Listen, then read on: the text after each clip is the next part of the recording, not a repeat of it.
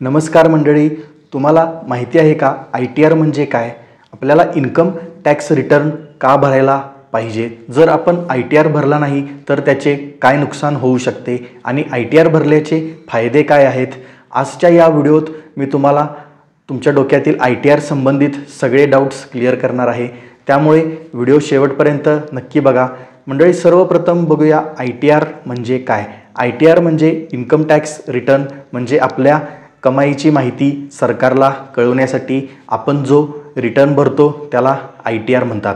आता मोठा प्रश्न हा आहे की ITR सगळ्यांनी भरायलाच पाहिजे काय आणि ITR भरला म्हणजे टॅक्स द्यावाच लागतो का? तर बघा, ITR फक्त तेच लोक भरतात जे लोक पैसे कमवतात, मग ते नोकरी करत असतील, व्यवसाय करत असतील किंवा प्रोफेशनल असतील.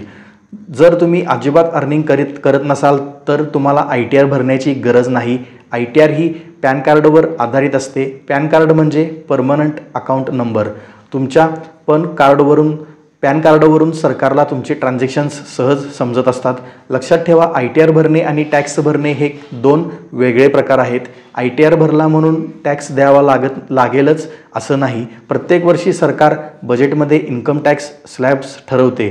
उदाहरणार्थ 2025मध्ये जर तुमची वार्षिक कमाई 7 लाखांपर्यंत असेल तर तुम्हाला टॅक्स द्यावा लागत नाही. पण 7 लाखांपेक्षा जास्त कमाई असेल तर 5%, नंतर 10% ते 30% टॅक्स लागू शकतो. आता समजा तुम्ही 6 लाख रुपये कमावले तर तुम्हाला टॅक्स द्यावा लागणार नाही, पण तरीही तुम्ही ITR फाईल करू शकता. कारण ITR म्हणजे सरकारला हे सांगणे की मी यावर्षी इतकी कमाई केली. ITR न भरल्यास नुकसान काय होईल?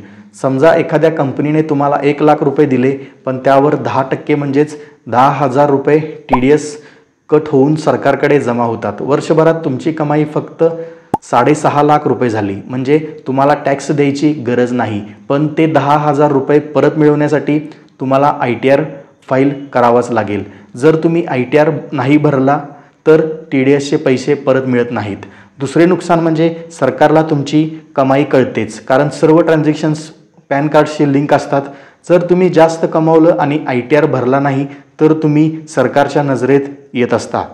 त्यानंतर मग तुम्हाला टॅक्स प्लस पेनाल्टी दोन्ही द्यावे लागतात. आता ITR भरण्याचे फायदे बघूया.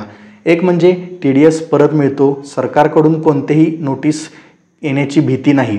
तुम्ही एक हॉनेस्ट इंडियन सिटिझन म्हणून देशाला आपला वाटा देता. बँकेत लोन घेण्यासाठी 2 ते 3 वर्षाची ITR मागितली जाते, त्यामुळे लोन मिळणे सोपं होते ITR भरल्यामुळे. टॅक्स सेव्हिंगची अनेक मार्गदर्शक सूट मिळते, जसे की FD, इन्शुरन्स वगैरे. या सगळ्याचा सारांश असा की थोडक्यात सांगायचं झालं तर ITR म्हणजे टॅक्स भरणे नाही, तर आपल्या कमाईची माहिती सरकारला देणे आहे. ITR भरल्याने फक्त फायदेच आहेत, नुकसान अजिबात नाही.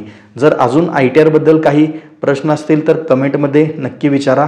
आणि हो, अशाच उपयुक्त माहितींसाठी चॅनल सबस्क्राईब करून बेल आयकॉनवर क्लिक करायला विसरू नका. धन्यवाद.